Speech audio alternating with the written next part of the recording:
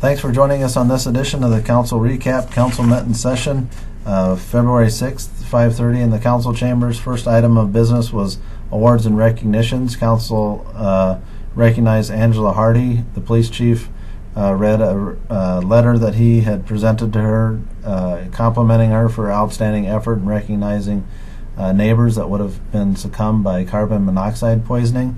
So a real great opportunity to recognize her heroic efforts in recognizing that things were amiss when she went over next door and they were complaining of being sick.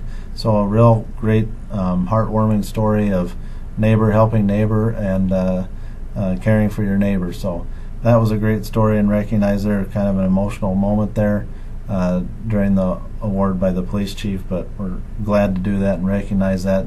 Make sure you check your carbon monoxide tester at home, your smoke detectors, and the like. They do save lives, so please check that at your home so we can make sure that you're safe in your homes in our community. Council moved on and updated the ordinance for subdivision regulations. This relates to subdivisions and how streets and sidewalks and complete street policies would play in those new subdivisions. This makes us eligible for state grant funds for different road projects, trail projects, or safe route to school programs, those types of things from the state. So we updated our ordinance so we'd be eligible for those state funds. We moved on and approved a minor subdivision for Habitat for Humanity. They currently have a 3-lot parcel, and we've changed that now into a 2-lot parcel that they'll build 2 single-family homes on.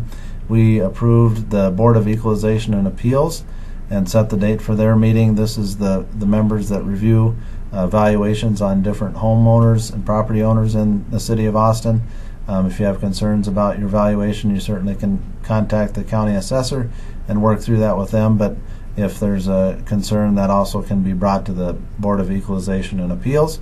That'll meet on April 24th at 10 a.m. in the county courthouse. So if you have questions about that, feel free to contact the county assessor. We also approved some consulting fees with SEH on the North Main Flood Project, some additional phases there, the letter of map revision, the work that they did on getting that certified and having those properties removed out of the floodplain. We had another $6,500 of expenses in doing that. And that overall contract, council approved that additional consulting fees. We approved a limited use permit with MnDOT.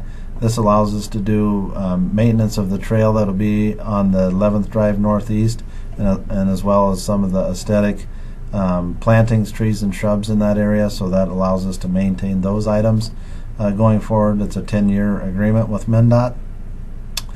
We allowed the fire department to sell some of their equipment for trade-in value on their new self-contained breathing apparatus. So their new equipment is they have all the elements that they need for when they go into a fire. They can do so in a safe way with their self-contained breathing apparatus, or otherwise called SCBAs.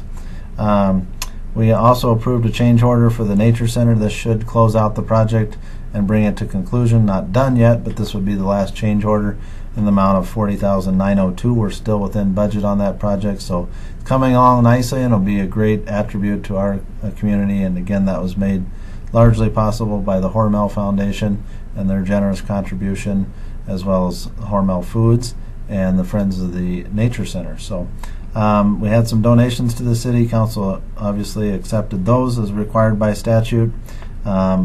We had a budget adjustment for that SCBA item I mentioned earlier.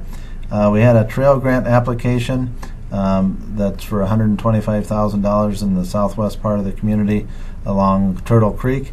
This would be a $250,000 project. We get 50% of the money from the DNR if approved, if this application would be approved.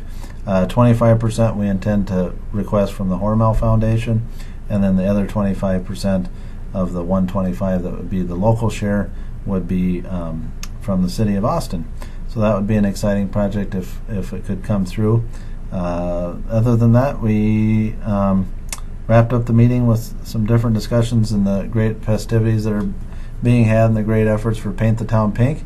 So there's still a few of those left. If you're interested in Paint the Rink Pink or Demolition Derby or the fishing event, please look on our city website at the bottom, the Paint the Town Pink logo, you can see all their events on that listing there. So look forward to seeing you there. Otherwise, any questions, give me a buzz, 437-9941. Thanks for joining us on this edition.